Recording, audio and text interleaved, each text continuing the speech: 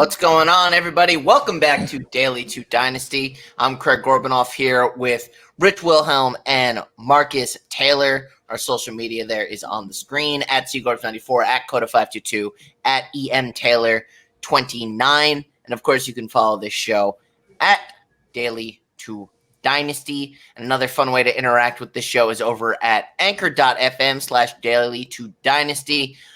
You can leave us a voicemail, and we'll answer all your fantasy questions live on this show. Head on over to anchor.fm/daily to dynasty. If you're listening to this thing via podcast, whether that's Apple Podcasts or Spotify, Google Podcasts, wherever podcasts are heard these days, thank you for doing so. Make sure you subscribe and leave us a nice rating. And if you're watching this thing on YouTube, thank you so much for doing so. Again, give it a like, give it a subscribe, leave a comment in the player down below. Ask us your fantasy questions, and we will answer them. Either live, we'll reply to you down in the comments section, or fire away on Twitter and ask us some questions. We'd love to help you out, win some fantasy leagues. This is an undefeated group heading into week 2 of the NFL season.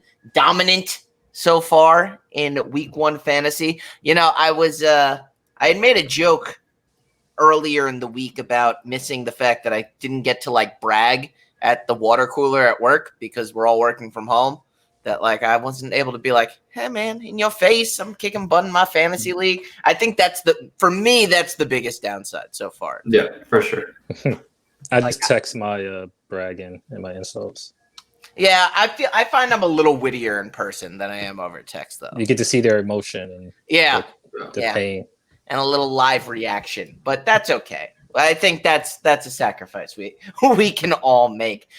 Before we get going, we want to give a shout out to a partner of ours, the Underdog Newsletter. If you are a fan of Underdog Sports Stories, you're going to love our friends at the Underdog Newsletter. Every week, they sift through hundreds of articles, videos, and podcasts, and then every Tuesday morning, they send out a bite-sized rundown of only the best stories that you can find all in one place. Subscribe to the newsletter at jokermag.com/newsletter and follow them on Twitter at JokerMagHQ.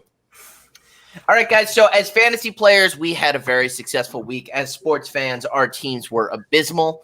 The Jets more so than the Vikings, but you ran into that guy in Green Bay. Yeah.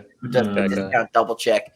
So maybe the Vikings will do a little bit better week 2 against Indianapolis Colts team. The Jets, probably not against the San Francisco 49ers. But we're going to take this game by game. We're going to talk about players to add to your team. Check them out on the waiver wire. We're going to talk about starts, sits, and then towards the back half of the program, Rich and I will go over our DFS lineups, the daily and daily to dynasty that we think will win you some cash money this weekend.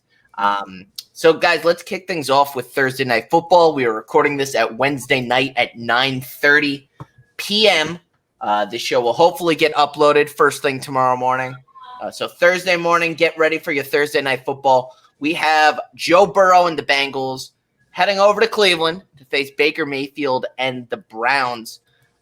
For me, guys, and I was texting with Rich a little bit earlier this morning, I think Joe Burrow is a must-start for Thursday Night Football. If you were someone who drafted him, I drafted him in our Dynasty League late. I think he's someone you should start. I think he showed a lot of poise week 1 against a much tougher defense in the Chargers. Had a great fourth quarter, I think. He led the team down the field. He likes to run the football as well. And just with all the mess of injuries going on in Cleveland, I think Cincinnati's going to have the football a lot. I think he's good for 200 yards and 2 touchdowns. I'm starting him this week. Yeah, for sure. I think the Bengals got cheated out of that game, honestly. I mean, that touchdown at the end to A.J. Green, I didn't see any penalty on that play at all. But my favorite part of that entire game was Randy Bullock faking an injury because he missed the kick so bad. And then the next day, they're like, nah, he was fine. So I think it's pretty funny. But yeah, he had, a very good game. He had that boneheaded interception where he just, chucked it 3 feet to the Chargers. But besides that, he had a great game. You say 2 touchdowns, 200. I'm going to go as high as 2 touchdowns, 250, 275 range.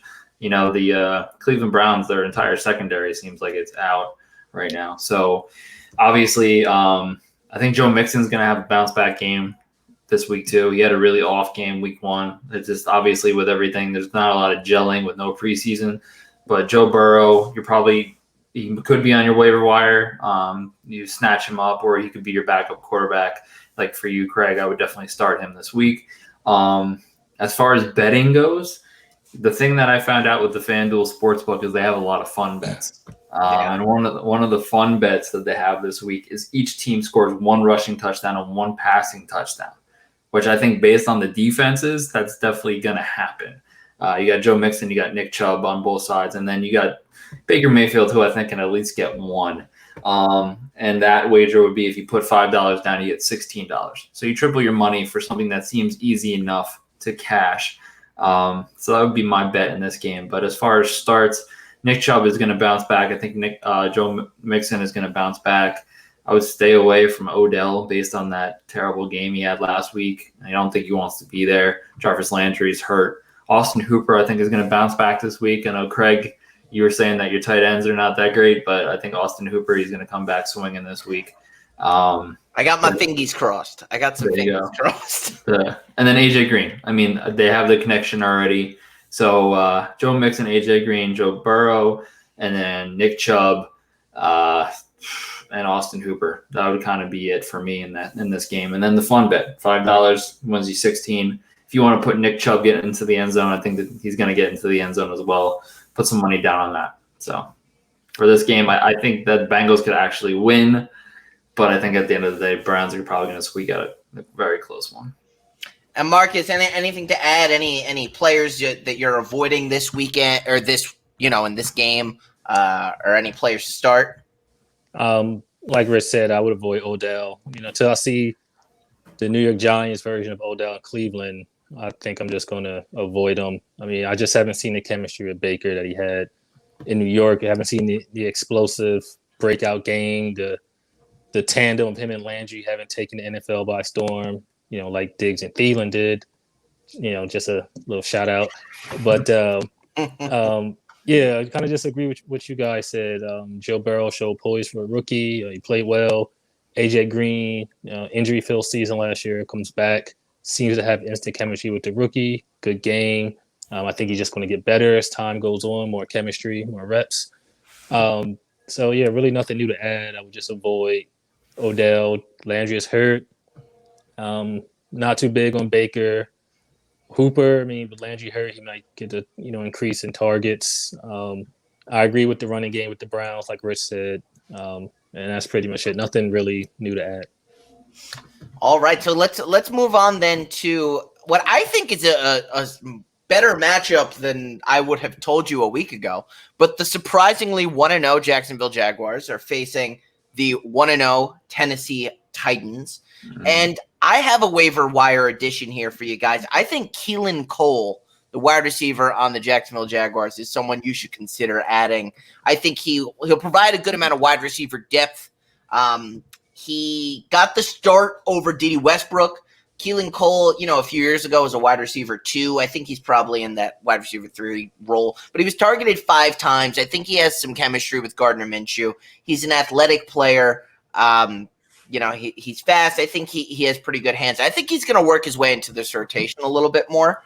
I wouldn't play him this week, but I think he's a waiver wire addition that you should be on the lookout for. Mark, is anyone coming to mind in terms of players you should start from the Jaguars Titans outside of the obvious of the Derrick Henrys of the world? I agree with the Keelan Cole.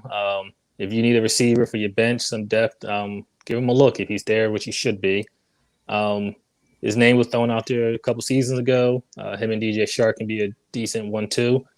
His numbers aren't going to jump off the page. He's not going to be, Michael Thomas or anything like that, but he can provide some good points if you need some good points. I think Gardner Minshew can be a good pickup for the waiver wire. Again, if you need a nice backup QB, he can be someone you can just throw on the bench.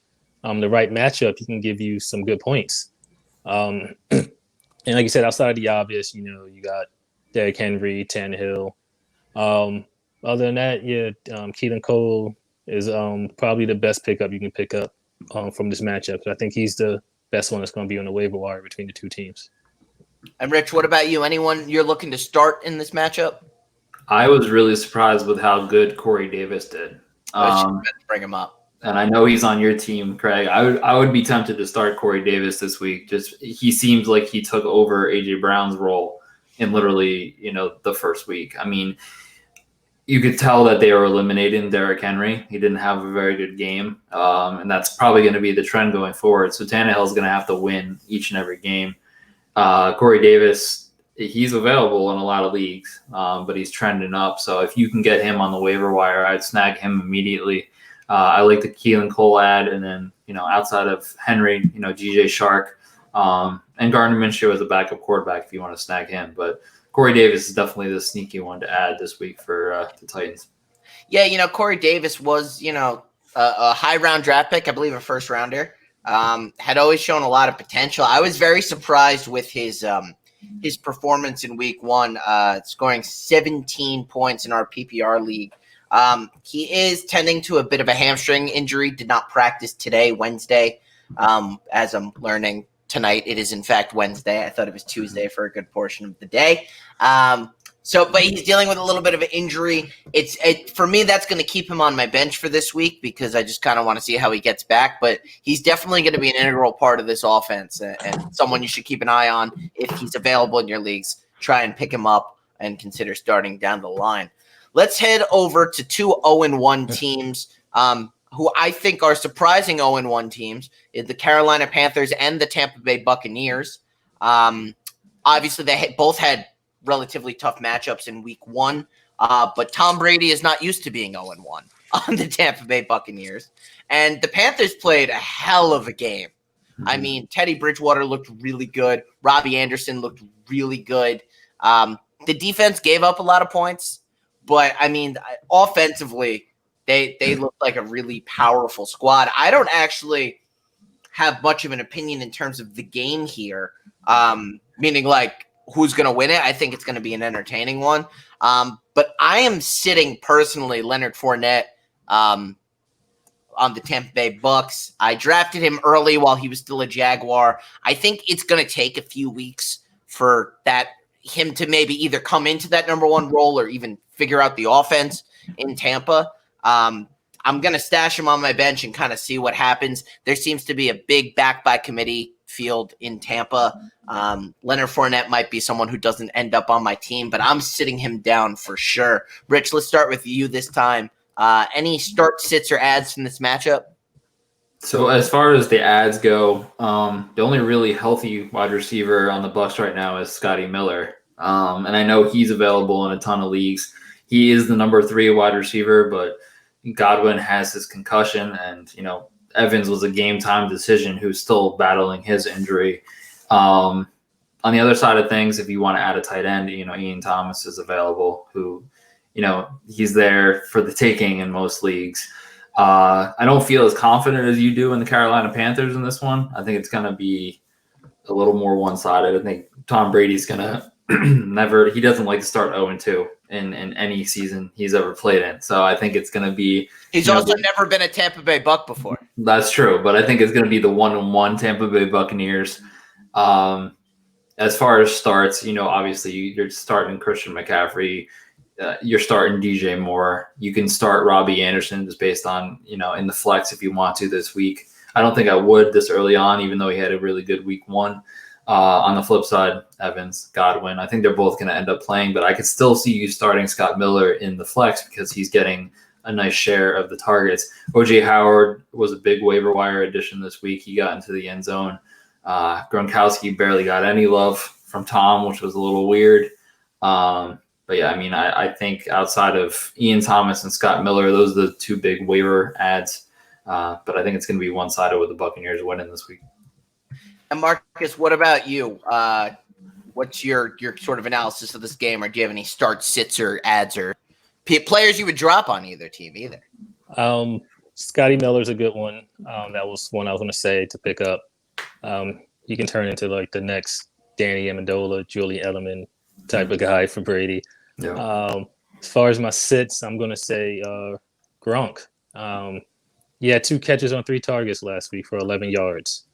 A lot of people drafted him hoping he would be Gronk of old after taking a year off, and he kind of let people down. I think he's going to struggle because he has to compete with two other tight ends, with Cameron Brate and OJ Howard. And you got Evans, and you got Godwin. Now you got Scotty Miller emerging, and you got Fournette, and it's a lot of weapons in Tampa Bay, and it's a lot of mouths to feed. And I don't know if he's going to necessarily put up the numbers to warrant, a starting spot in your lineup. He may very well turn into Jimmy Graham when he went to the Seahawks and no longer put up those New Orleans Saints numbers. He could just be a blocker primarily.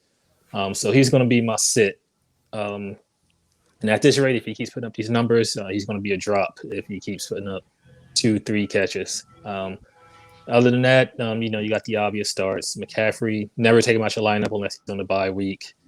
And that's pretty much it. Gronk is my big sit for this matchup. As far as the game, I'm with you, Craig. I don't have much of an opinion on the game. I think it'd be a good one. I think Brady might bounce back, but he's never been a Buck, so I don't know how that's going to work out because he's never been on this team in this position with this coach. So we will see. Yeah, definitely going to be a wait-and-see approach for me. Let's head on over to Pittsburgh. The 1-0 Pittsburgh Steelers are hosting the 0-1 Denver Broncos, who are 7.5-point underdogs, which, honestly, I would take the Broncos 7.5. I don't think they're going to win this game, but I don't think they're a full touchdown worse than the Steelers. Big Ben said this week that he felt like he got hit by a train, then hit by a truck, and then hit by a car.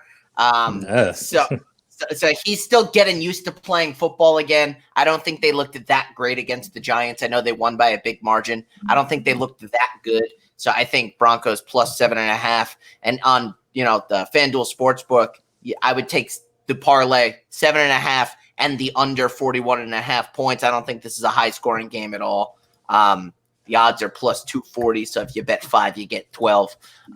Easy way to double your money there.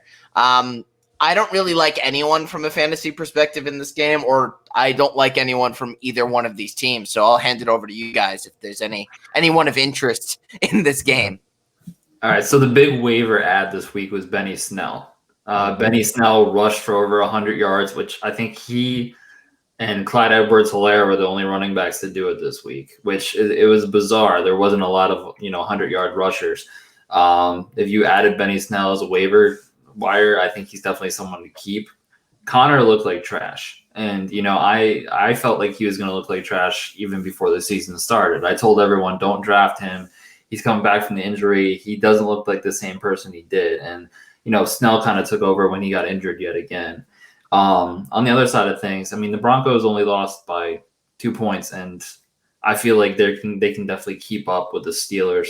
As far as the addition on that side of things, Noah Fant for me, as far as tight ends go, they're not a dime a dozen, as you can see. He had a really good connection with Drew Lock. So I feel like he would be a very good ad. I don't think he's going to be available, but he'd be a very good start for the Broncos. As far as the wide receivers go for the Broncos, they're all over the place. You don't know if Cortland Sutton's going to be back this week. Jerry Jeudy didn't step up to the plate. So for me, I would start Juju just based on how his connection with Big Ben. I think that's definitely a needed thing for both of them. And Deontay Johnson, he came and played for the second half, so we'll see how he does. But my must start, I guess, for either side is Juju this week. And Marcus, what about you? Any players of note in this game? I'm gonna go with Rich on the pickup of Benny Snell, one of the biggest pickups this week. He was the team's primary rusher when Connor went down. He had over 100 yards. Denver gave up some yards to Henry, a lot of yards. I'm not saying he's Derrick Henry, but with Big Ben back, he can open up some lanes for the rushing attack. Big Ben had a good game passing. He had 3 touchdowns, no picks, almost 300 yards, high passer rating, connection with Juju. He looked like he had control of the offense. Big Ben comes out slinging the ball like he did last week. That can open things for Benny Snell. I think he can have a pretty good game. I think he can find the end zone this week. So that's my big ad. As far as the receivers for Pittsburgh, with Rich again, Juju, connection is there. Looks like he might put up numbers like he did a few years ago. Denver's receivers all over the place, like you said. Jerry Jeudy, I mean, he had a rookie's game. He just didn't seem ready for the moment. He had a drop. He had drops in college too. So it just seemed like the spotlight and first-time start got to him. I think he'll settle down, but I don't know if he'll settle down this week in Pittsburgh. All right, guys, let's move on to this next game. And I'm excited to talk about this one because I've been waiting all week to tell you about how right I was about the LA Rams last week on Sunday Night Football. I've been waiting all week to talk about this. I have in a text somewhere from you, Rich, saying how right I was, and I could add that into the show, but I'm not going to. I mean, I tooted your horn. Go ahead, man. You tooted my horn. Amari Cooper, if you played in PPR, had a good game. But if you don't play in PPR, Amari Cooper was trash last week. 81 yards, no touchdowns. For all my standard brothers out there, Amari Cooper didn't have a great game. And I gave a light suggestion that Goff might have an okay game. He wasn't perfect, but the same amount of points as Amari Cooper, which you guys, laughed me out the door for saying Cooper might have an off game. So, I think that's probably pretty good stats for my boy Jared Goff. Listen, all I was saying was the Rams were going to do a little bit better than we thought. They did. They won the game. And now here they are, 1-0, marching into the 0-1 Philadelphia Eagles, which was another big shock that I think we should probably talk about as well. They completely collapsed in the second half. I don't know if that's with the Washington football team just rallying behind their coach and having an incredible second half performance, or is it a collapse from Philadelphia? We'll kind of have to see. I think this game is going to be a big test for them and a big opportunity for them to either right the ship or going to be telling of how the rest of the season is going to go. Malcolm Brown was a big ad this week on the Rams side. Odds are he's probably unavailable at this point, but I think he's someone that you should consider playing. Not Gibson. I forget who the other running back is in Washington, but he had 2 touchdowns last week. Peyton Barber. Thank you. So, I mean, the Eagles are kind of prone, I think, to letting some touchdowns in on the ground. So I would think Rams running backs make sense to play this week. Marcus, let's start with you. What's your kind of analysis of this one? For this game, I'm going to sit Carson Wentz. I think he's a sit this week. I saw some of the game last week. I think they were up 17-0, and then Washington just came back, took over. He looked sharp in the beginning, and then all of a sudden, Washington took over. 2 picks. He got sacked 8 times. That O-line, I mean, they're missing Lane Johnson, Brandon Brooks, Andre Dillard. They're missing some pieces, but and on top of that, they're missing pieces, and Aaron Donald's coming to town. That's not good. I don't think he's going to have a good game. I think Aaron Donald may end up feasting on that O-line, and he's going to meet Carson Wentz a few times. So I'm going to sit Carson Wentz this week. I think that your boy Jared Goff can have another good game. I think the Rams can have another good rushing attack. And I think the Rams will end up taking this game. I think Philly needs to get their receivers together and protect Carson Wentz to have a chance. And Rich, what about you? What's your analysis of this one? I mean, I'm hoping your Rams go 2-0. Just 'cause I live in South Jersey, and it's very bad when the Eagles win. So I'm hoping I'm on the golf train this week. I'm also get free coffee if they win, right? I'd rather just pay $1. I'll go to Dunkin' anyway. I know they're not sponsored, so I'll cover it. But I choose them over Wawa. So as far as this game, I love Robert Woods, and I say that every single year. He's the most consistent. Say it every week. Every week. I mean, until he proves me wrong. Him and Tyler Lockett, they're not talked about like, the Odells or the Hopkins or the Jujus of the NFL, but they are just as good. They're better sometimes. Maybe not Hopkins, but I would love to have Robert Woods or Tyler Lockett on my team any day in real life and fantasy, whatever it is. I think he's going to have another good game. I think, Robert Woods is going to play the scary Terry role that happened last week. And Scary Terry, he didn't have a great game, but he had an all right game. I think Robert Woods can go over 100 yards again. And he's probably going to get 8 catches. I mean, he gets targeted a ton. He was targeted mostly, like the first few plays were all him. The first drive was all Robert Woods. And he runs the ball too. I mean, he played running back, he played wide receiver. He is the man. Cooper Kupp is going to have a bounce back game as well, I believe. But Malcolm Brown, he was a surprise. I didn't think that he was going to be the guy for the Rams. I thought that Akers was going to take the starting role and never look back. But, I mean, when Malcolm Brown took the first drive and he scored, I mean, he took it. I mean, you can't take him off the field when he's being as productive as he was. So as far as starts for this game, I'm starting Robert Woods every week. I would start Cooper Kupp too. I think you could start both just based on how well they play together. Malcolm Brown is a sneaky flex this week. And on the Eagles side, the only one I would start is Miles Sanders. I mean, he practiced in full on Wednesday. I believe he's the only one that I would start for the Eagles side. I'm sitting Wentz like you said. I mean, his entire offensive line is injured right now, so it's hard to start anyone. I think Miles Sanders can make it work, though. That's it, though. Yeah, plays. Passes. I'm with you guys 100%. I think another person to maybe consider adding is Van Jefferson on the Rams side. He's a rookie wide receiver. He's in the rotation. He's not someone I'd consider starting, but he could be available in your leagues. He's a rookie, and I think he might get better with some time.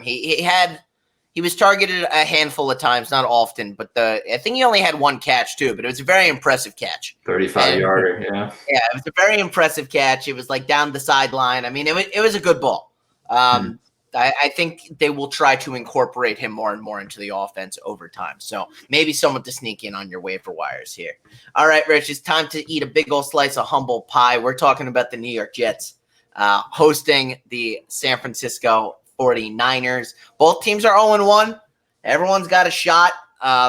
Maybe the Jets really just don't like upstate New York. They always seem to play terribly in Buffalo. But with a whole slew of injuries, Le'Veon Bell, Mekhi Becton had a knee or a hamstring, I read this morning, and a million other injuries that I'm sure you'll go through.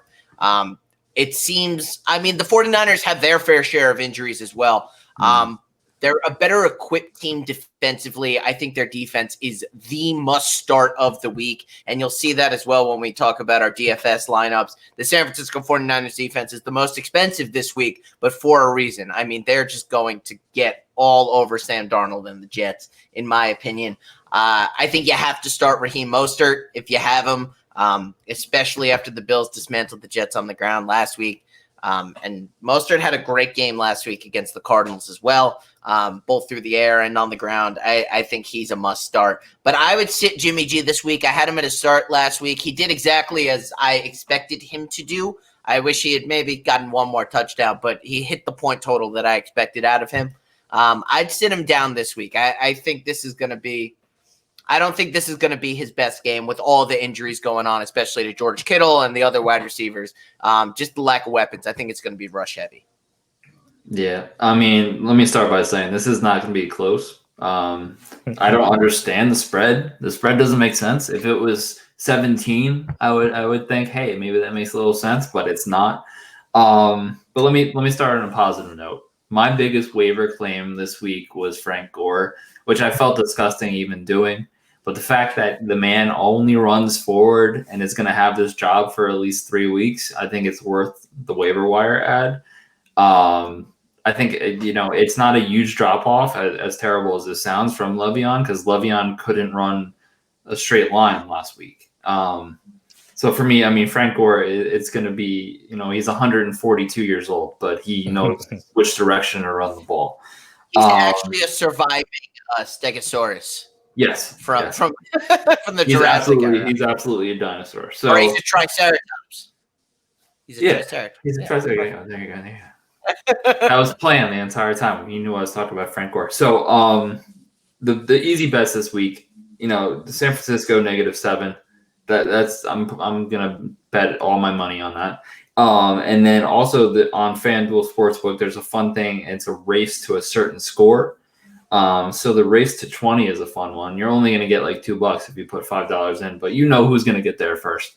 So if you want, easy money, you bet that. And obviously we're going to talk about the daily stuff later, but the defense, I would put $5 down on defense to score. I don't see a way how they don't score, which it's weird to say that, but I mean, Bosa and Armstead, I mean, they're just a bunch of monsters. I think Sherman is out this week, but I don't think it makes much of a difference. But Bosa's not. Bosa is going to get to him at least. I think he's going to have at least 2 sacks this game.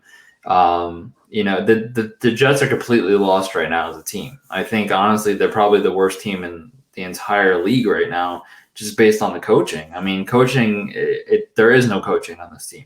They don't have an offensive identity. Sam Darnold looked like a bag of poop last week. They don't have any weapons right now. I mean, Jamison Crowder is even hurt. He has a hamstring injury. Perryman couldn't get out of his own way. Herndon couldn't catch the ball. Basically, what I'm telling you is I'm going to be watching Red Zone on Sunday, just because I can't put myself through watching 60 minutes of my team literally getting beat against the wall. But yeah, as far as starts and sits, I would sit everyone on the Jets.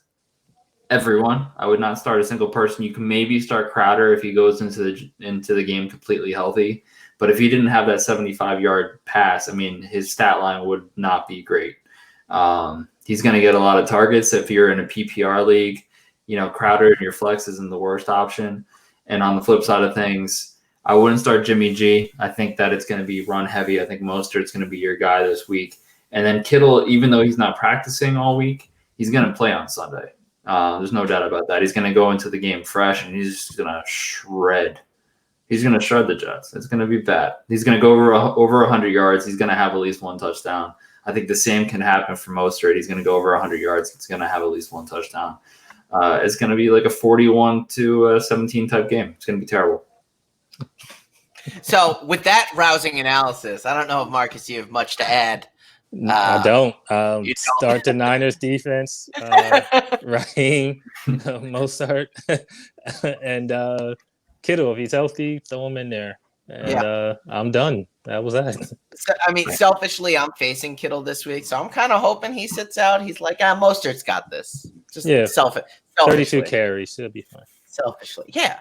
Just run the football. It's a free game for him. He literally can, go like this, and the guy's going to fall down. So yeah, it'll be great. It'll be great. Let's keep it to the AFC East. The Bills face off against the Miami Dolphins. The Bills looked, pretty legit last week, but that could have just been a matter of their opponent. The Dolphins aren't a great team either, but I think they at least, put up a little bit of a fight, unlike the New York Jets. The Dolphins are 6-point underdogs. They're hosting the Bills. I think there's a lot of interesting players on Buffalo's team. Diggs had a really good game last week. I thought he looked impressive. He didn't get in the end zone.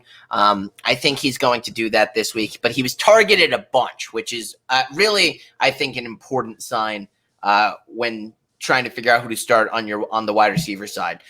He was targeted 9 times. John Brown was the one to get in the end zone, but I think Diggs is going to get in there sooner rather than later. I think there's a couple of impressive players across the Buffalo Bills offense. I think you can, if you have them, you should start all of them. And on the Miami side of things, I'm just not in love with anybody, but I'm not really in love with either one of these teams. So Marcus, let's start with you. What is your analysis of this one? On the Buffalo side, I'm with you with the receivers. Diggs, he'll get the more targets, but John Brown was like the home run hitter. He'll get you the long bomb for the touchdown. And I think they both have a good game this week. I'll start them. I would also start Allen. If they have a good game, that means he's slinging the ball pretty well. Rich loves Josh Allen. My favorite. He can get you some passing touchdowns, but also get you a rushing touchdown. On the other side, he does fumble it a lot though, which keeps me from giving him as a true start. Just with the turnovers, but if he can get that under control, he's pretty dangerous. Yeah, the arms and legs, he can really put up some points. I said a few times on here, I'll say it again, he was number 6 last year fantasy quarterback.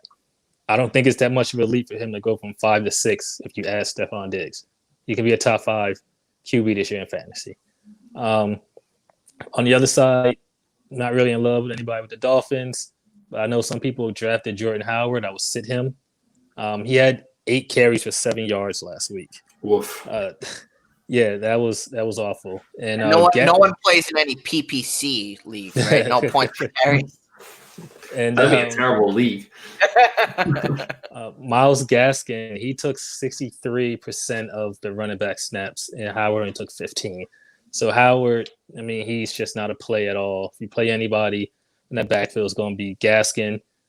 But Buffalo only allowed 3.5 yards per carry and 52 total yards last week to the Jets. So I don't know if even Gaskin is a good play. I mean, their defense did pretty well. Like Craig said, it could have been just their opponent, or it could be how good their defense is. But either way, I wouldn't trust anybody on that Miami offense, not even Fitzmagic. Rich, what about you? Any thoughts here?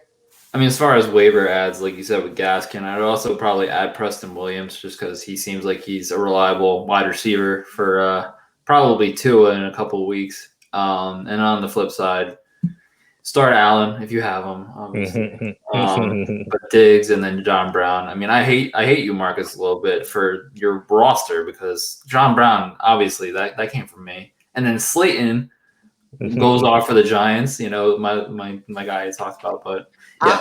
I'm just going to say this. Marcus has been a part of these programs. Dude, he's cheating. He's straight up cheating.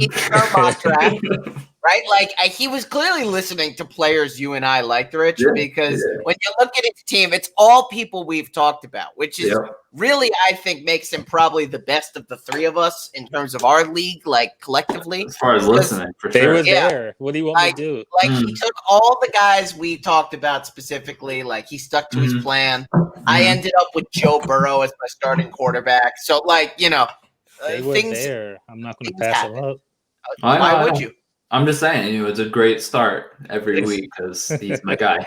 So now that we've built him up, let's knock him down a few pegs. The Minnesota Vikings, who got embarrassed last week by Aaron Rodgers and the Green Bay Packers, and got torched by Devontae Adams for what felt like 300 yards and 27 touchdowns, will travel and face the Indianapolis Colts, who are surprisingly 0-1. I said this last week. Phillip Rivers, the first quarter of the season, doesn't win football games. I don't know what it is. He's like allergic to wins in September. It's maybe, I don't know. I don't know what you want to call it. Maybe he doesn't like the fall. Maybe it's too hot for him. I don't know what the excuse is. But both teams are 0-1. Both teams have a chance to kind of right the ship here. I think the Colts offense is significantly weaker than the Packers defense or Packers offense. So the Vikings should have a shot to keep up here. Rich, let's start with you. Why don't you break this one down? So the reason why he's terrible in September is because the summer he has to watch all 13 and a half of his kids. he is very tired. He's a tired boy. Especially, this year when there's no preseason. He's like, he goes from, hey, basically having the Duggars to going on the field. So he's very tired. As far as waiver ads, Nyheim Hines is definitely a number one waiver ad this week. I mean, with Marlon Mack out for the year, Nyheim Hines and Taylor, they're going to be the 1-2 punch for the other 15 games. And he was very surprising. I mean, he got more, love than Jonathan Taylor did. He got into the end zone twice. So he's the waiver ad between the two teams. Also, I mean, I was talking to Marcus earlier. People tend to panic after week 1 of fantasy. And Justin Jefferson is someone that they're going to look to trade or even drop this week. So if you have one of those people in your league, definitely go and try to get Justin Jefferson. I think he's going to have a big bounce back this week against Indianapolis. I like starting Jonathan Taylor, as far as the Colts go. I think T.Y. Hilton's going to have a good game too, because I think there's going to be a lot of points on Minnesota's side. You're going to start Thielen each and every week, and then you're going to start Dalvin Cook, obviously. I think the Vikings take this game. I mean, I just think they're better built, as a team offensively and defensively. The Colts literally just lost to the Jacksonville Jaguars, who are supposed to be tanking because they don't have players, and they lost. So for me, your Minnesota Vikings are going 1-1, Marcus. And the Colts are going to drop to 0-2 because Phillip Rivers is probably having another baby as we speak. Yeah, he's up to 37 kids since our analysis has started. Yeah. And surprisingly, the Vikings are 3-point underdogs in this one, which I think is absolutely crazy. I think they're going to win this one outright. Marcus, let's head on over to you. Who are some of your players to start or sit in this one? Most of them Rich mentioned. Nyheim Hines is a big pickup. Definitely pick him up. He's at the top of the list. Him and Taylor are going to, control that backfield. They're going to help out Phillip Rivers, control the clock. They're going to help him out a lot. I would say T.Y. Hilton, like Rich said, another good start. T.Y. can be a stud. He's shown that he can be Pro Bowl caliber receiver in this league. He's definitely a good start. On the other side of the ball, you got Thielen, you got Dalvin Cook. If you're desperate, I would throw out Kirk Cousins. I think he can be a decent pickup, but that's definitely you probably should have drafted someone better than Kirk Cousins in your league. And same with Jefferson. This week one panic is crazy. Players, teams that didn't have any preseason to gel, have chemistry. It's going to impact the rookies a little bit more because they didn't have that in-game action at game speed in the preseason to prepare for the regular season. I think he's going to be fine in the long run. If people want to drop him, trade for him, go for it. Offer them nothing and take Justin Jefferson and ride him to the top, basically. That's what I did this week. In our league, I was offered that trade. He wanted Scott Miller, which he could be Julian Edelman, or he could literally be Scott Miller. And then Devonta Freeman, who is not on the team, but there's rumors that he has 4 teams fighting for him. That's who I got Justin Jefferson for. So people are literally panicking, and this is your time to shine. What? My main impression. They panicked. They panicked, yeah. They panicked. It's not a good impression. It's just my impression. I thought you would it was a nose thing. I thought you said. Me too. Oh yeah, but I get it now. That's the mask. Yeah, it's the mask. Yeah. Gotcha. You got to put it all the way up here. You can't just. But anyway, that trade. That's a wild trade. Devonta Freeman. What's so stupid is I have a COVID mask here. I could have used a real mask. The moment is past. You ruined it. All I have is a pen. But with Freeman, you got Jefferson for Freeman and Scotty Miller. If Freeman was that good, he wouldn't be a free agent in the first place. If a team picks him up, I don't think he's going to explode and become a star. Yeah. So that trade, good for you. You got a Thank you. Yeah, you got a good trade there. But I think the Vikings can take this game. Phillip Rivers is not Aaron Rodgers. Devontae Adams is not on his out on the field with them. We're not going to face Superman number 12 every week, so I think the Vikings can take this. I think Dalvin Cook has a good rushing game, and the offense has a bounce back, and the team overall has a bounce back. So, guys, I think you guys hit the nail right on the head. Let's head on over to another NFC North matchup. The Detroit Lions, who lost the game to the Bears by a drop, an idiot mistake, just a drop. Facing off against the Packers, who, let me tell you something, offensively just looked like a freight train. Mm-hmm. We can't stress it enough. There was some talk about the Aaron Rodgers era is over. They drafted his replacement. He looked like Aaron Rodgers from 10 years ago. He looked like a monster. That being said, I think there are some interesting players here on the Lions side of the football to consider playing. When you look at the matchup last week, the Vikings were able to put up points. You look at the running back position, and they were down. Dalvin Cook still had 2 touchdowns, 50 yards. He was able to stay involved in the game. And you look at the Lions running back situation, and Adrian Peterson came in with 1 week notice and ran away with the gig. Mm-hmm. He had 93 yards on the ground, 21 yards through the air, 14 fantasy points. The only thing he didn't do was get into the end zone.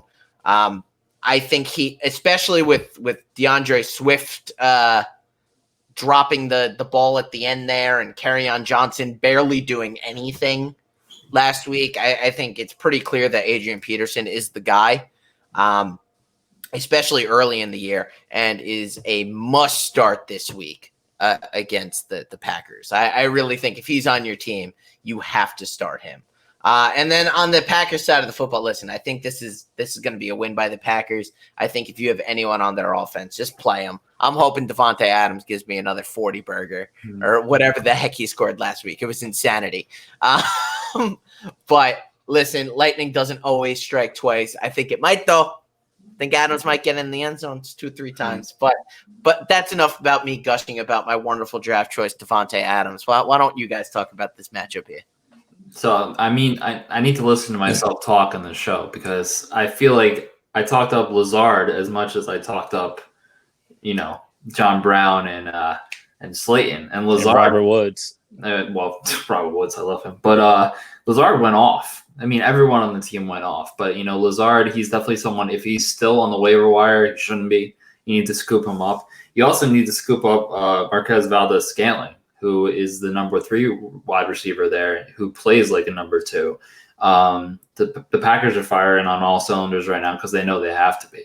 I mean, it seems like the NFL right now is basically 6 teams. You got the Saints, you got the Packers, you got the Chiefs, you got the Ravens, and then you got 2 teams that are going to surprise you. I mean, it's going to come down to that, really. And basically, I feel like the NFL right now is a 6-team race. I feel like after week 1, you see a lot of teams that have a lot of cracks in the armor, and the Packers are not one of those teams. So I think this is going to be a one-sided game.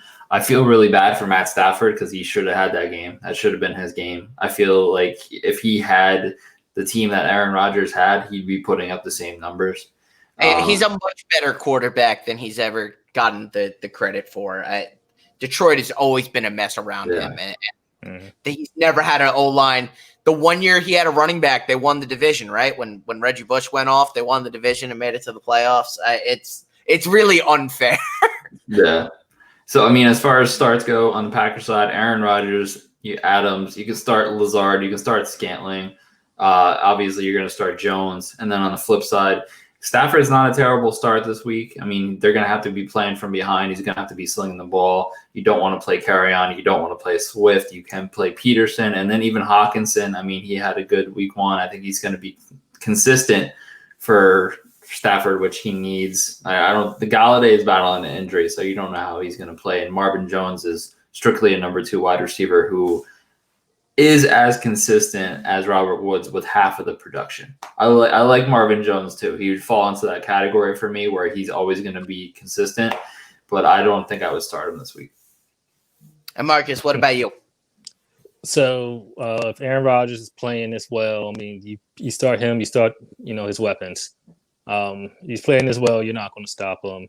Everyone's going to get the ball, especially your boy Devontae. The offense is clicking. Expect fantasy points from his skill players. The other side, you mentioned Galladay's injury. Hawkinson is a good start. He found the end zone last week. I think it's a good chance he can find it this week. If they're playing from behind, Stafford slings it. I think a lot of those targets go to Hawkinson. I think he's going to have a breakout year this season, and I think he's going to be a good start. Overall, I think the Packers are going to win. I don't want them to. I wouldn't mind both of these teams losing, but that's not going to happen. So, yeah, I'll take that. But I think the Packers are going to win. Aaron Rodgers looks like he's on a mission to get redemption and an MVP trophy. So I'll take the Packers. Yeah, I think this is a pretty no-brainer who's going to win, the Packers. But I think there's a lot of fantasy value on both sides in this one. Let's head on over to Dallas. The 0-1 Dallas Cowboys, as predicted right here on Daily to Dynasty by yours truly. Not by me. Yeah, yours truly at Seagorbs94 called that one. The Falcons on the road. They are also 0-1. Tough matchup last week against the Seahawks. I mean, Russell Wilson is otherworldly form right now. I just think, well, you want to talk about MVPs, has a real shot at winning it this year. But the Falcons looked pretty competitive. I thought Todd Gurley looked pretty good. I mean, they were slinging it pretty good. I think they just played a better team. The Cowboys, on the other hand, I don't think looked that good.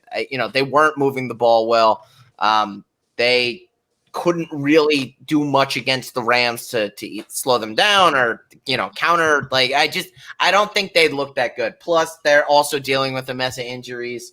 I like the Falcons in this one. I would start Todd Gurley again, especially after you saw what Malcolm Brown was able to do on the ground on the Rams side. I think your Jones and your Ridleys and all your Falcons are possible starts here. This time I will not advise sitting Amari Cooper. I think the Falcons defense is a lot weaker than the Rams defense. I think we could have a little bit of a shootout, but I actually like the Falcons to win this one on the road. Yeah, I mean, I feel like at the end of the day, the Cowboys are probably going to win, but I think this is going to be very close. The biggest waiver claim as far as wide receivers go this week, I feel, is going to be Russell Gage from the Falcons. The man had 9 receptions for 114 yards and just went off. So the Falcons have a 3-headed monster at wide receiver with Jones, Ridley, and Gage. My boy Gurley went off. I knew that the change in scenery, he had to go back home to Georgia to do it. But, I mean, he's going to be consistent, I think, the entire year. I think he's going to stay healthy. Wishful thinking, but I think it's going to happen. And then on the flip side of things, it seems like Gallup was kind of the forgotten man in week 1. It seems like CeeDee Lamb kind of took his job and is the number 2 wide receiver now. So as far as sits, I don't think I could start Michael Gallup this week. Obviously, you start Zeke every week, you start Cooper every week, you start Prescott every week. As far as wide receivers go, this is definitely the game for you. If you need to start a wide receiver, start any of them outside of Gallup this week. Start both running backs. Start both quarterbacks too. Matt Ryan is Matt Stafford. They're the same player. I mean, it's just they have all the production every single week. It's just their team doesn't help them. So for me, it's going to be the Cowboys. It's going to be a slim margin, but it's going to be a fun game to watch. So for me, one of my starts would be Matt Ryan. 454 yards last week in a loss. He has a ton of weapons, like you said. The 3-headed monster receiver, Gurley, Austin Hooper.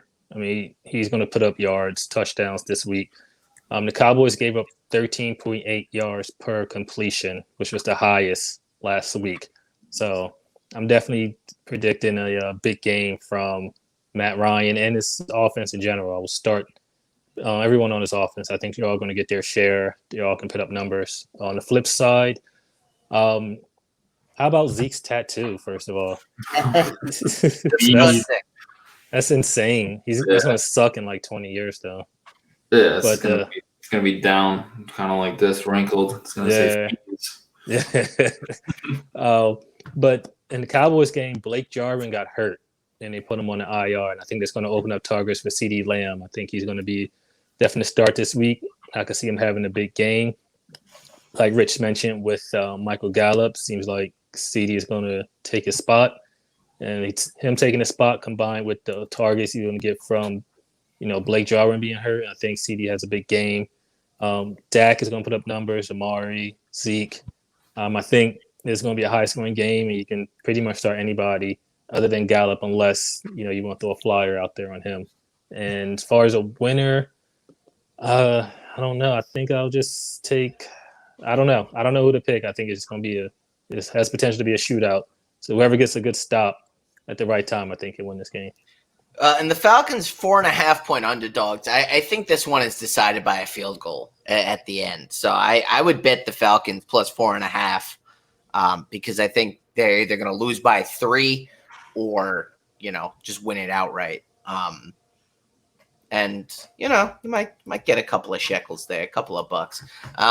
You make more money betting the player props than you do the overs and unders. Let's head on over to Chi-Town, where I really don't want to talk about this game so much as one specific player, because quite frankly, the Giants are hot garbage. The Bears are hot garbage. I don't care about this one. But it better be Slayton. Better be Slayton. It's Allen Robinson. I'm talking about Slayton then. I mean, listen, I'll let you throw out your starts and your sits as well. But I think Allen Robinson is a big sit, honestly. And everyone is saying he's a start.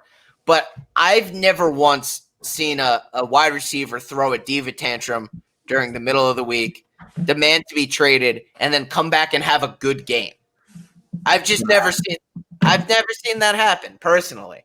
I think usually when players throw the trade demand out there, they usually don't get a lot of targets. They usually don't get a lot of love the next week. I don't think it's going to be particularly a great game. Plus, I don't like Mitchell Trubisky.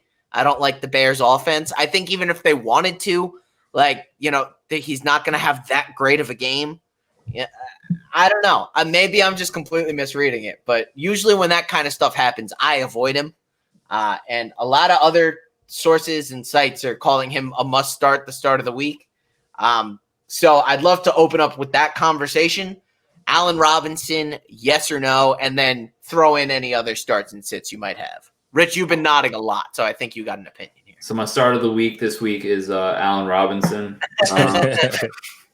It's different because I feel like I don't know if he actually ever asked for a trade. I think that was a lot of speculation. He talked to the media on Wednesday, cleared the air. It's going to be all love in Chi-Town. I mean, I think they're going to target him a little bit more and be like, please stay another year because we don't have anyone else. So just based on what Juju did against the Giants, I'm starting Allen Robinson. I mean, they play the same role in the team. I think, Juju completely went off and he was dog poop last year.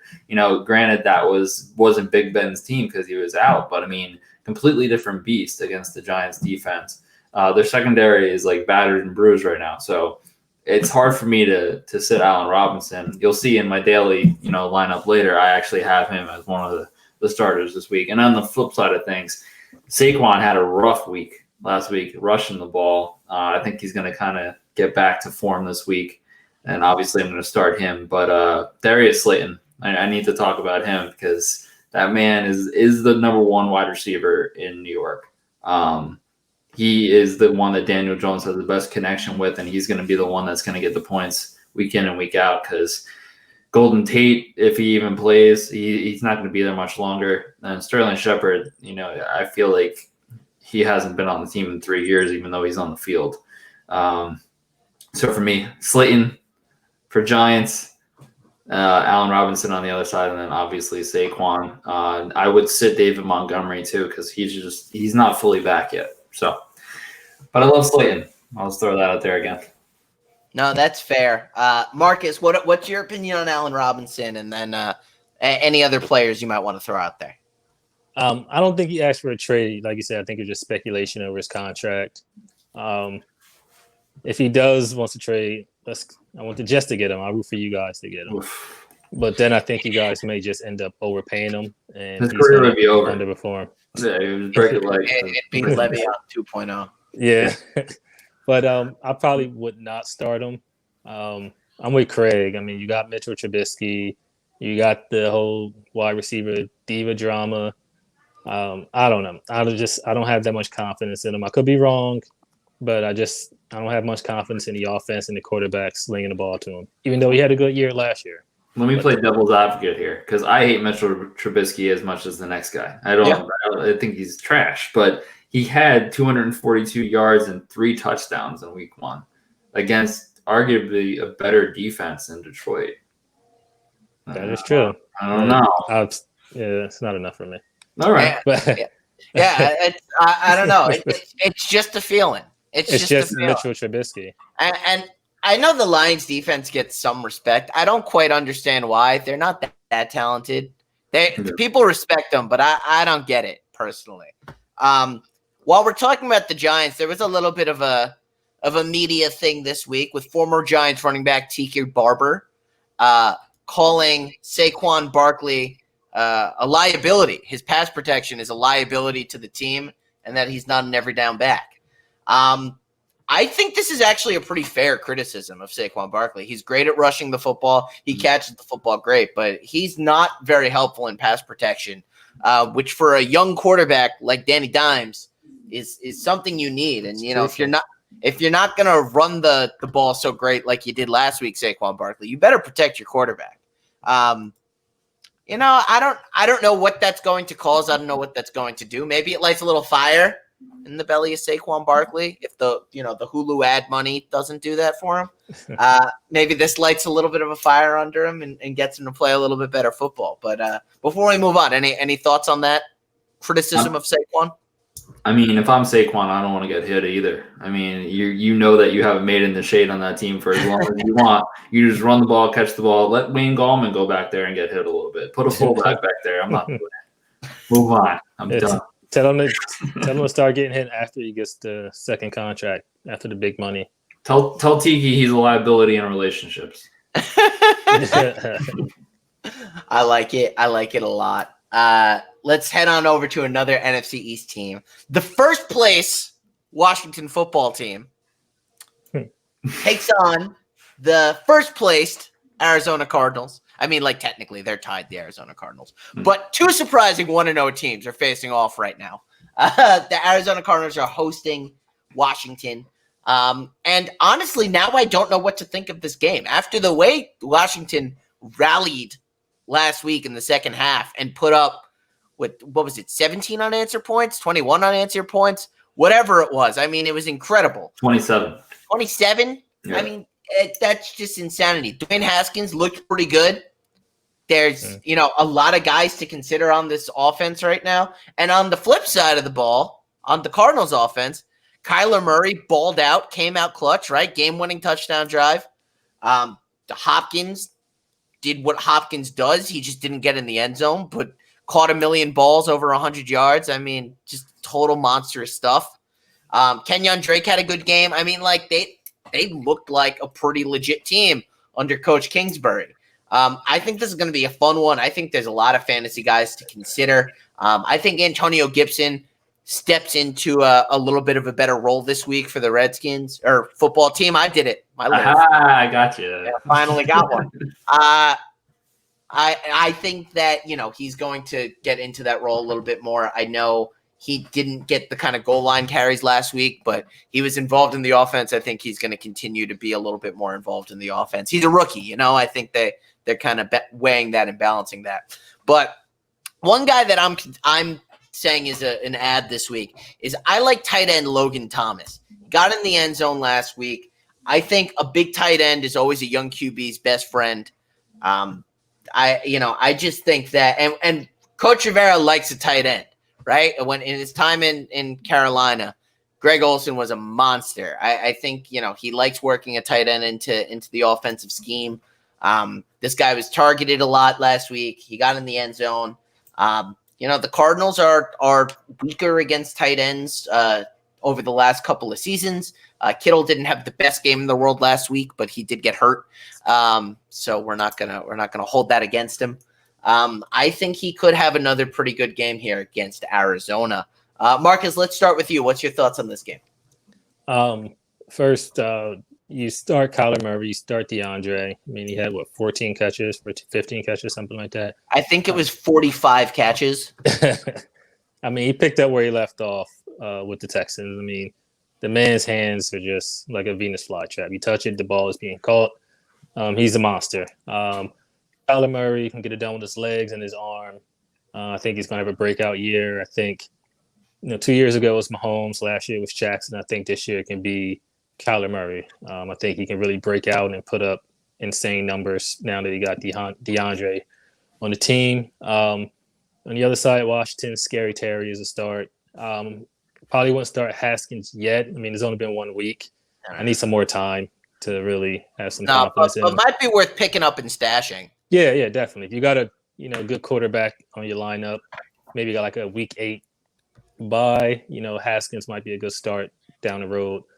Probably sit Christian Kirk too. Didn't do much week 1. It's the DeAndre Hopkins show in the passing game. Everything runs through him. So Christian Kirk would definitely be a sit. But Murray, Hopkins, Scary Terry are my definite starts. And the tight end is a good pickup for the waiver wire if you need a tight end to stash or, a flyer for the week. And Rich, what about you? Kick it to you. How's your Washington football team analysis looking? I think they're going to get blown out. I get that they beat the Eagles, but I mean, the Eagles were half a team. So I think the Cardinals are a top 10 team in the NFL, and I think it's going to be not close. But as far as waivers go, Logan Thomas, I like that a lot. And then Peyton Barber, as far as running backs go, you can add him because I think it's going to be him and Gibson going forward. It's just I think they found their two in that backfield that are going to do work. And on the other side, I mean, Murray, Hopkins, Drake, obviously. But just throw them all in there. Just throw them all in there. I mean, those are the big three that I would start. Washington, I don't think I would start anyone this week. I would add them and just kind of stash them. But the Cardinals defense is fierce. They're another waiver ad that is going to be good this week. This is going to be like a 35-13 type game. I think it's going to be a blowout. No, I think you're right. I think the Cardinals win this game, but I think Gibson is a legitimate start this week. His play style is very similar to Mostert, who had a good game last week. Got in the end zone through the air. Ran the ball for about 50 yards, caught the ball for about 60 yards. I think Gibson could have a very similar type of performance. But I think the Cardinals win this one, and they are about a touchdown favorite in this one, 6.5. I think they get it. I think they win this one by a couple of scores. But I think this should be a better game than advertised. And who knows? Washington might have the secret sauce. They might have Michael's secret stuff from Space Jam. I don't know. Because what they did last week against Philly was pretty miraculous. Like, they had no business winning that game, and they did. So You just never know. Maybe Coach Ron Rivera is magic. Let's head on over to Los Angeles. They'll be hosting the Kansas City Chiefs, the Super Bowl champion Kansas City Chiefs. They played the Houston Texans last week on Thursday Night Football and just decimated them. I mean, what an embarrassing performance for the Texans. We'll get into that a little bit, just after this game. But I think the Chiefs, almost everyone offensively is worth starting. Sammy Watkins, Tyreek Hill, Clyde Edwards-Helaire, Patrick Mahomes, whoever, just start them. If they're a Chief, start them. And on the Chargers side of the ball, they barely beat the Bengals. I mean, barely beat the Bengals. And what the Chiefs did defensively to the Texans is really what was impressive about that. I wouldn't start anyone on the Chargers side. I don't think anyone on that side of the ball is worth starting this week. I would start Eckler and I would start Keenan Allen just because they're going to be playing from behind. You saw what David Johnson did last week for the Texans. I think Eckler can put up similar numbers to that, which is kind of, that would be a good week for a running back. Keenan Allen, they're just going to have to start slinging it because they're going to be down 30 points like that. So I think Tyrod Taylor, he had a really off game last week, and it's just a matter of time before it's the Justin Herbert show. But it's gonna be bad for him this week too. The Kansas City Chiefs are already 2-0 in my mind. So just Eckler and Allen, and then literally, like you said, everyone on the Chiefs. Start Andy Reid. Yeah, I think Andy Reid could do a little refrigerator Perry action and get in the end zone. Put him in at the one. They'll draw the play on his face shield. It'll be good. He's going to call his own number. Marcus, what about you? What are your thoughts on this one? Same thoughts on the Chiefs. High-powered offense. You start them all. On the Chargers, I'll start Austin Eckler. Last year, he played the Chiefs twice. He combined for 17 catches, 151 yards on them. He produces against that team. I think he can have another productive game. He's their primary option on the ground. They gave up 5 yards per carry against the Texans last week. Kansas City did. And Austin Eckler, he can get it done running and passing. Like I said, combined last year, he had a good game. So he'll be my start against the Chiefs. Let's head on over to Houston, who we just talked about, got embarrassed last week. And now they're facing, in my mind, the next best team in the NFL after the Chiefs, the Baltimore Ravens. And I think they're going to get embarrassed again. When you look at what the Ravens did last week, and they were just ridiculous. Lamar Jackson couldn't be stopped. They were running the football all over the place. They just imposed their will. Their defense is scary. And the Texans just looked like a hot mess. I feel like they'll beat some not as good teams, but they're not beating the number 1 and number 2 team in the NFL. Like, they need to face an easier team to kind of right the ship here. I think their play calling has always been a liability. I love Deshaun Watson. I think you still start your Will Fullers and your Deshaun Watsons and your David Johnsons and all those guys who are the top guys on the Texans offense. But man, I think the Ravens offensively are just going to do some nasty things to the Texans. Nasty. And we'll get into a little bit more when we go into our DFS section. I have a healthy amount of Baltimore Ravens in my lineup. I mean, if you just start the Ravens players and the Chiefs players, you're probably going to win a few 50-50s. So Yeah. it's not going to be close. They're the same team to me. I mean, the Chiefs and the Ravens are identical. I mean, they're built the same way. They have great coaching, and they're both going to beat the dog poop out of the Texans. I mean, Lamar Jackson, you start him. J.K. Dobbins, start him. Mark Ingram, start him. Mark Andrews, start him. Hollywood, start him. Start him. I mean, it's just. I didn't know where you were going with Hollywood, but yeah, start him. Yeah. Start him. He proved that he already was the number 1 wide receiver on the team, but he proved that he has a better connection this year than he did last year with Lamar, just based on week 1. On the flip side, you're only starting Watson, you're only starting Johnson, and you're only starting Fuller. So, like you said, it's going to be one-sided. It's not going to be that fun to watch unless you like, offensive, games like I do. But I know you're more of a defensive. I like a defense. I like 40-30. I like those types of games because my teams can't score, so I like seeing what I can't have. Well, that's fair. I respect that analysis. That's Marcus, the entire season. 40 points the entire season. Yeah. I think we'll be lucky if we get 40 points this season. I know. Marcus, let's kick it over to you. What are your thoughts on Ravens Houston? Pretty much the same. I mean, poor Deshaun. I like Deshaun Watson, but he definitely misses DeAndre Hopkins in the passing game. But like you guys said, those 3, Watson, Fuller, Johnson, start them. Other side, start the entire franchise in Baltimore. I mean, Harbaugh. Yeah, why not? Defense included. Yeah. I mean, Lamar, he hasn't missed a step. He picked up where he left off. He's doing his thing, tossing the ball all over the place. Andrews, J.K. Dobbins had a good game. Mark Andrews, he was second to J.K. Dobbins, and he's still a good pickup. He's still a good start. I think Baltimore is just going to be rolling. Pretty much the same thing you guys said. Start Baltimore players, 3 players on the Texans, and that's if you don't have anybody better. Baltimore. Baltimore all day. I'm very curious what the point spread is. I meant to look it up while Marcus was talking, and I just got wrapped in. Baltimore's only a 7-point favorite. I think they win this one by like 14 minimally. Mm-hmm. That's just kind of where I'm at in this game. Let's head on over to Sunday Night Football. Cam Newton and the Patriots take on the Seattle Seahawks. Patriots got the win last week. It wasn't against the strongest team in the world, and they also, didn't have the strongest performance in the world. Cam looked good. He ran one in, but two in. But Seattle, I just think, looked like a Super Bowl winning team last week against the Falcons. I mean, Russell Wilson really opened things up. I mean, was slinging it to everybody.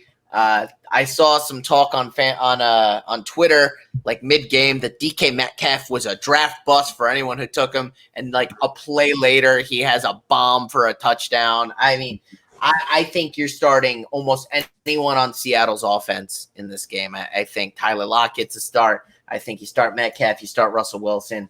I think they're going to win this one with ease, honestly, which is a very weird thing to say with the Patriots involved. But I don't think the way the Patriots looked against the Dolphins last week, I don't think they have the talent to keep up with Seattle. Yeah. I mean, Seattle, Russell Wilson, he's a stud. You know this already. I mean, he's just picking up where he left off last year. He's going to come in there. He's going to, do his things, arm and leg. He'll be productive. Tyler Lockett, like Rich said, one of the most consistent receivers, very underrated. I had him last year because nobody wanted him, actually. And I got him again this year because, again, they went for the flashy names.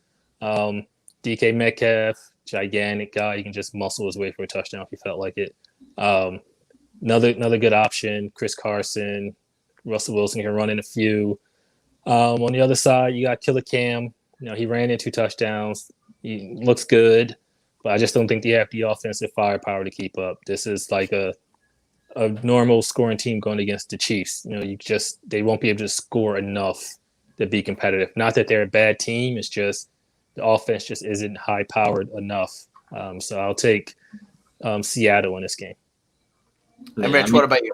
This is going to be the game where you see how much of an impact Bill Belichick really has. I mean, he has tons of players out on defense, and his entire offense is different. I don't think it's going to be close. If the Patriots lose by 10 or less, then Bill, he's the man. I just don't see them winning. I wouldn't start anyone on the Patriots, Cam Newton included. And then, like we said, on the Seahawks, you start everyone you can because they're going to win the game. Russell Wilson is great in the spotlight, and he's gonna tear it up. And I'm gonna like watching it because Patriots losing games is fun to me. So especially in prime time, yeah. Like, what do we do to deserve this? I think it's going to be a real fun game. Let's finish off our start sit ads with Monday Night Football. The New Orleans Saints take on the Las Vegas Raiders, who I very inappropriately gauged last week. As right as I was about the Rams Cowboys, I was horribly wrong about the Raiders. They have some offensive firepower. They really have some guys that are worth watching and worth starting. I don't know if they are this week against the Saints. It was definitely a much better matchup for them, but definitely some players that I'm going to be keeping my eye on and trying to pick up on the waiver wire. But Rich, let's start with you since the Saints are your baby, your favorite team to ever play the game. Why don't you break this one down? So Michael Thomas being out, obviously that's not a good thing for the Saints to hear. He catches as many balls as DeAndre Hopkins, and he's the go-to guy for Drew Brees. But I don't think that he's necessarily going to be the difference if they win or lose this game. I think that the Saints are going to win this game. As far as waiver wire ads, Emmanuel Sanders is going to have to step into a bigger role, and then Traquan Smith for the Saints, who is available in almost every league that I've seen. And he's kind of filled that Michael Thomas role because Emmanuel Sanders plays in the slot mostly. I think Kamara is going to have a whale of a game just to make up for what Michael Thomas, is not there. And on the flip side, Ruggs got hurt last week. Brian Edwards came in. He didn't do a lot. But Josh Jacobs, he's the man. I mean, he just shredded. He shredded the Panthers, and there's no reason why he's not going to do it again. They're going to try to eliminate him. I don't think you can eliminate Jacobs this year. He would be my start on the Raiders side of things, and then on the Saints side of things, Breeze and Kamara. And I would start the Saints defense this week as well. I just think because there's too much firepower on that defense. So those would be my starts. And Marcus, what about you? What are your opinions of this one? Like Rich said, one of my pickups would be Emmanuel Sanders. Michael Thomas being out, he has picked up a bigger role. He got 5 targets last week. I think he's going to get more. Last week, the Raiders, Robbie Anderson had a good game against them last week. I don't see why, Emmanuel Sanders can't step up and have a good game just like Robbie Anderson. The Saints offense, Breeze, Kamara, they're gonna be rolling. Kamara's a stud every week. Breeze is Breeze. There's no surprise there. And Josh Jacobs, he's like Rich said, it's a man right there. He's gonna get his touches. He's gonna get his production. So he's a definite start. Emmanuel Sanders to pick up. Breeze, Kamara, definite starts for me. So guys, that is actually all of the games. We've talked about every single one of them on this program. Whole mess of starts and sits and ads and all kinds of fantasy advice. Let's head on over to Daily Fantasy Football. Rich, we'll start with your lineup here, and you made yours on the phone, so I had to make our graphic here a two columner. But you're going to recognize a lot of names here that we talked about so long. Why don't you take us through your lineup? All right, so Patrick Mahomes, he's going to completely shred the Chargers. We know this. He's expensive this week, but he's worth it.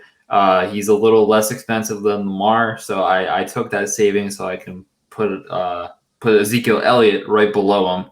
Ezekiel Elliott, Atlanta gave up a ton of points to the Seahawks. I feel like they're going to do it again. Ezekiel Elliott's going to go over 100 yards this week. We both love Raheem Mostert because we know what our team is. We know that they're going to give up a ton of yards, tons of points, and he's going to be the main recipient of those points and yards. Allen Robinson, I know we had the debate, but I sided on the fact that he's going to have a Juju type week.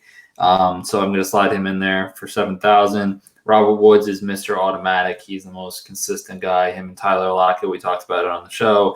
Philly is just searching for an identity right now, and at 6,700, I had to do it. And then Alan Lazard, the number 2 guy in Green Bay. He went over 100 yards last week. He had tons of fantasy points, and he's still cheap at 56, which I think that's going to be more next week. Noah Fant, he was the most consistent guy on the Broncos. Him and Drew Lock connected early and often, and he caught everything that came his way. And then having T.Y. Hilton in the flex, I think that the Vikings are going to put up a lot of points, and then the Colts are going to be playing from behind. I think that he's definitely a good flex option. And then without a doubt, you want to start the 49ers defense. They're probably going to score themselves against the Jets, and it's going to be a low-scoring game for the Jets because they have no one to get in the end zone. Yeah, I really like your lineup, and I have some similar players as we head over to my lineup here, and we both used every cent of the salary cap on Fanduel, which is one of the tips John talked about before the season, is that the salary cap is there to be spent. I mean, play the matchups, and you don't necessarily need to spend every dollar. But if you're leaving behind a couple of grand, it doesn't give you any bonus points. So if you want to spend all of it, go ahead and spend all of it. I focused my lineup here around the Baltimore Ravens stack. I have Lamar Jackson, J.K. Dobbins, and Hollywood Brown. Raheem Mostert is also a must start for me in Fanduel. I think Dobbins provided a lot of really good value there at $5,700. And then I went for big money wide receivers. I needed Devontae Adams and DeAndre Hopkins after the weeks they had last week. I don't see any reason why they won't repeat. They both have great matchups. I think they're going to eat this week. Logan Thomas, we talked about. I think that he is going to get targeted a lot. I think he can probably get into the end zone again, but I think a big body tight end is a young quarterback's best friend. And then you see Adrian Peterson there in my flex. I think he's clearly going to be the star in Detroit. He had a great game last week. I don't see any reason why he can't do it again against Green Bay. It's still early in the season for the old vet, so he still has some fresh legs. Especially not practicing all summer. So I think he's got another big game in him and a lot of value there, 5,500. And then the 49ers defense, it's a must start. I think they're going to score. They might even score twice. I mean, that's how great this defensive line is and kind of how embarrassing the Jets offensive line can be. So that is my lineup. I used every cent of the FanDuel salary cap. I don't see any reason why you wouldn't. Especially when you can get so many studs on your fantasy team. I think, honestly, if you play either one of these in a 50-50 or, whatever tournament, you're probably going to win some money. I really like both of these lineups. I think all those players have themselves some good games. Before we sign off here, because we got to keep this show under an hour and a half so people have time to watch it before Thursday Night Football. Anything else you guys want to add? Go Jets. Nah. No. So guys, thank you so much. We're going for it. We want Trevor Lawrence. Maybe not. So guys, thank you so much for listening to Daily to Dynasty this week. We hope this helped you win your fantasy football lineup this week or helped you maybe win a couple of bucks on FanDuel. If you did, please reach out to us on social media. You can tweet us at any of the ats below, at Daily the Dynasty, at Seagorps94, at Coda522, at EMTaylor29, at John Hazlett475. If you have a specific question, should I start, Antonio Gibson over somebody else? Should I be starting Joe Burrow? Whatever the question might be, go ahead and fire away on Twitter. You can also leave a comment in the player down below on YouTube, or you can go ahead and leave us a voicemail at anchor.fm/daily2dynasty. We'd love to hear from you in any way. Wherever you're listening to this thing, whether that's via podcast, Apple Podcast, Spotify, Google Podcast, make sure you subscribe and leave us a nice rating. Same thing on YouTube. Like the video, subscribe. It helps it out immensely. And drop a comment in the player below. Who's your must start this week? Who do you have to start this week for fantasy football? Let's get the conversation flowing. This has been a lot of fun. Best of luck in whatever you're playing, wherever you're playing, however you're playing NFL Week 2 fantasy football. For Rich and Marcus, thank you so much for listening, and we'll talk to you next time.